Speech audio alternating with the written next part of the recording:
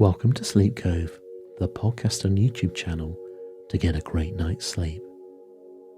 Please listen to this episode in a place where you can safely go to sleep. This recording has relaxing sleep music with it, but if you'd prefer the recording without music, please check out the link in the top pinned comment. And let's begin. Hands and Luck by the Brothers Grimm. Some men are born to good luck. All they do or try to do comes right. All that falls to them is so much gain. All their geese are swans. All their cards are trumps. Toss them which way you will. They will always, like poor puss, alight upon their legs and only move on so much the faster. The world may very likely not always think of them as they think of themselves, but what care they for the world? What can it know about the matter? One of these lucky beings was neighbour Hans. 7 long years he had worked hard for his master. At last he said, "Master, my time is up. I must go home and see my poor mother once more, so pray pay me my wages and let me go." And the master said, "You have been faithful and a good servant, Hans, so your pay shall be handsome." Then he gave him a lump of silver as big as his head. Hans took out his pocket handkerchief, put the piece of silver into it and threw it over his shoulder, and jogged off on his road homewards. As he went lazily on, dragging one foot after another, a man came in sight, trotting gaily along on a capital horse. "Ah," said Hans aloud, "what a fine thing it is to ride on horseback. There he sits as easy and happy as if he was at home. In the chair by his fireside, he trips against no stones, save shoe leather, and gets on he hardly knows how." Hans did not speak so softly, but the horseman heard it all, and said, "Well, friend, why do you go on foot then?" "Ah," said he, "I have this load to carry. To be sure it is silver, but it is so heavy that I can't hold up my head. And you must know it hurts my shoulder sadly." "What do you say of making an exchange?" said the horseman. "I will give you my horse, and you shall give me the silver, which will save you a great deal of trouble in carrying such a heavy load about with you." "With all my heart," said Hans, "but as you are so kind to me, I must tell you one thing. You will have a weary task to draw the silver about with you." However, the horseman got off, took the silver, helped Hans up, gave him the bridle into one hand and the whip into the other, and said, "When you want to go very fast, smack your lips together and cry, 'Jip.'" Hans was delighted as he sat on the horse, drew himself up, squared his elbows, turned out his toes, cracked his whip, and rode merrily off. 1 minute whistling a merry tune, and another singing, "No care and no sorrow, a fig for the morrow, we'll laugh and be merry, sing neigh down Derry." After a time he thought he should like to go a little faster, so he smacked his lips and cried, "Jip." Away went the horse full gallop, and before Hans knew what he was about, he was thrown off and lay on his back by the roadside. His horse would have run off if a shepherd who was coming by, driving a cow, had not stopped.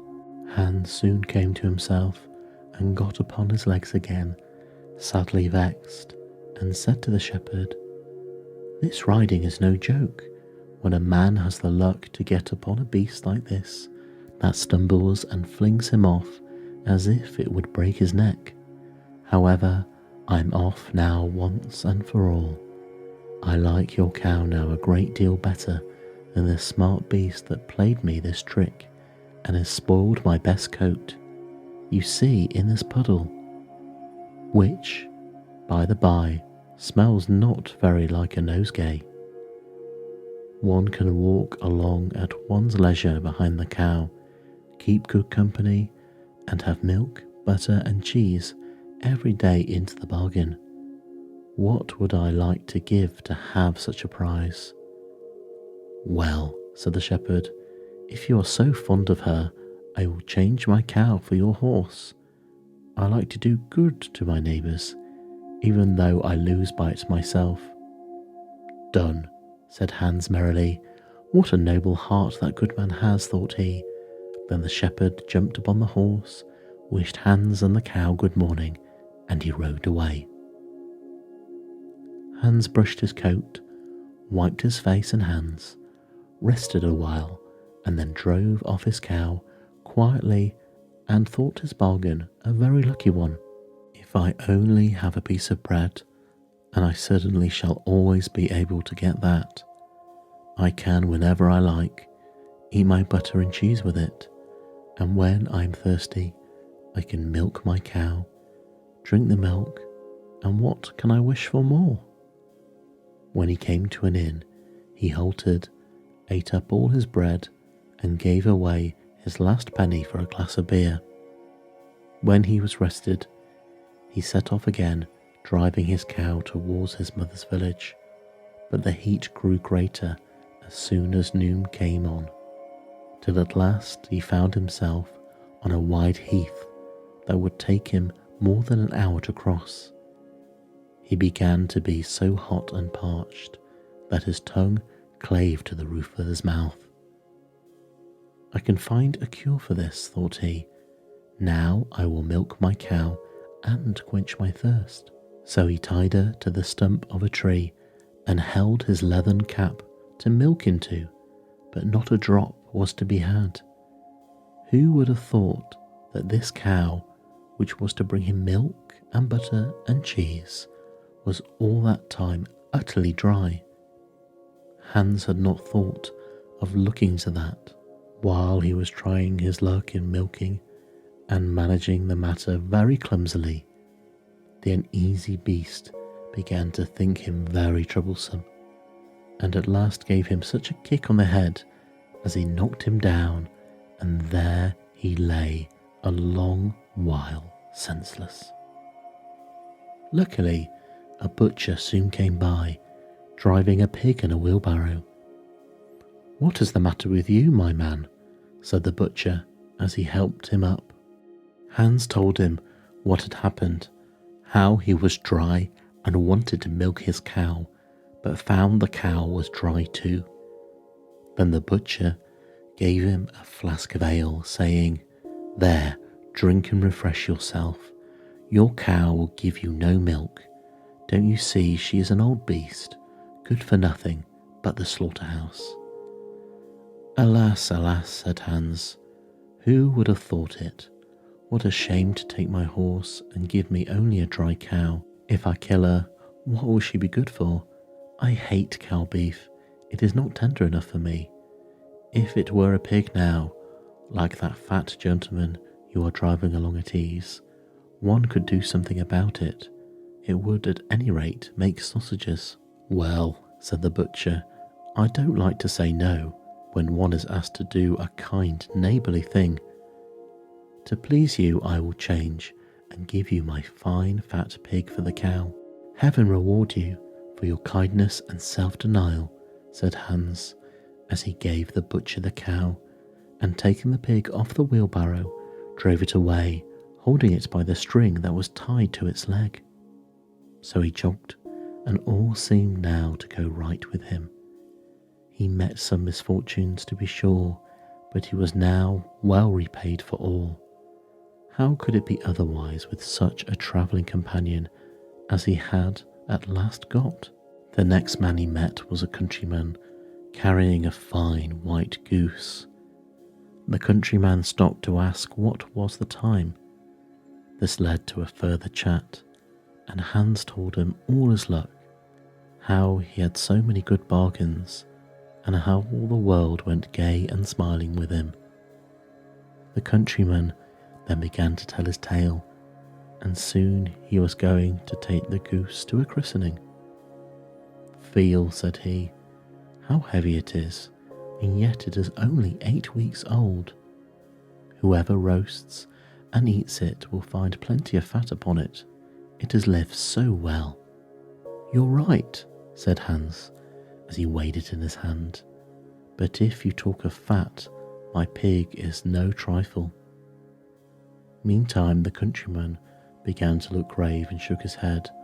"Hark ye," said he, "my worthy friend, you seem to be a good sort of fellow, so I can't help doing you a kind turn. Your pig may get you into a scrape. In the village I just came from, the squire has had a pig stolen out of his sty. I was dreadfully afraid when I saw you that you had got the squire's pig. If you have, and they catch you, it will be a bad job for you. The least you can do will be to throw it into the horse pond. Can you swim?" Poor Hans was sadly frightened. "Good man," cried he, "pray get me out of this scrape. I know nothing of where the pig was either bred or born, but he may have been the squire's, for aught I can tell you. You know this country better than I do.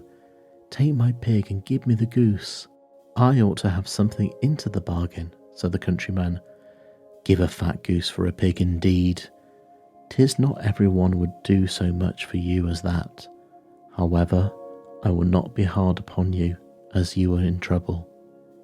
Then he took the string in his hand and drove off the pig by a side path, while Hans went on his way, homewards free with care. "After all," thought he, "the chap is pretty well taken in. I don't care whose pig it is, but wherever it came from it has been a very good friend to me. I have much the best of the bargain. First there will be a capital roast, then the fat will have me in goose grease for 6 months, and there will be all the beautiful white feathers. I will put them into my pillow, and then I am sure I shall sleep soundly, without rocking. How happy my mother will be. Talk of a pig indeed. Give me a fine fat goose instead." As he came to the next village, he saw a scissor grinder with his wheel, working and singing. "Over the hill and over dale, so happy I roam, work light and live well, all the world is my home. Then who is so blithe, so merry as I?" Hans stood looking on for a while, and said at last, "You must be well off, Master Grinder. You seem so happy at your work." "Yes," said the other, "mine is a golden trade. A good grinder never puts his hand into his pocket without finding money in it. And where did you get that beautiful goose?" "I did not buy it. I gave a pig for it." "And where did you get the pig?" "I gave a cow for it." "And the cow?" "I gave a horse for it." "And the horse?" "I gave a lump of silver as big as my head for it." "And the silver? Oh, I worked hard for that 7 years long." "You have thriven well in the world hitherto," said the grinder. "Now, if you could find money in your pocket whenever you put your hand in it, your fortune would be made." "Very true, but how is that to be managed?" "How? Why, you must turn a grinder like myself," said the other. "You only want a grindstone, the rest will come of itself. Here is one, but it is but little worse for wear. I will not ask more than the value of your goose for it. Will you buy?" "How can you ask?" said Hans. "I should be the happiest man in the world. If I could have money whenever I put my hand in my pocket, what could I want more? There's the goose." "Now," said the grinder, as he gave him a common rough stone that lay by his side, "this is a most capital stone. do but work it well enough, and you can make an old nail cut with it. Hans took the stone and went his way with a light heart. His eyes sparkled with joy, and he said to himself, "Surely I must have been born in a lucky hour. Everything I could want or wish for myself comes true. People are so kind. They seem really to think I do them a favour in letting them make me rich, giving me good bargains." Meanwhile, he began to be tired and hungry too, for he had given away his last penny in his joy at getting the cow.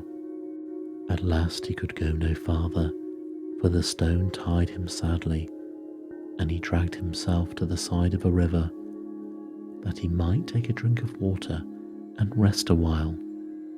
So he laid the stone carefully by his side on the bank, but as he stooped down to drink, he forgot it, pushed it a little, and it rolled down plump into the stream.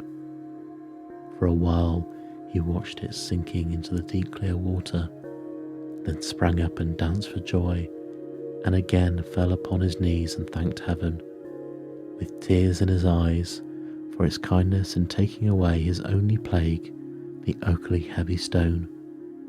"How happy am I," cried he.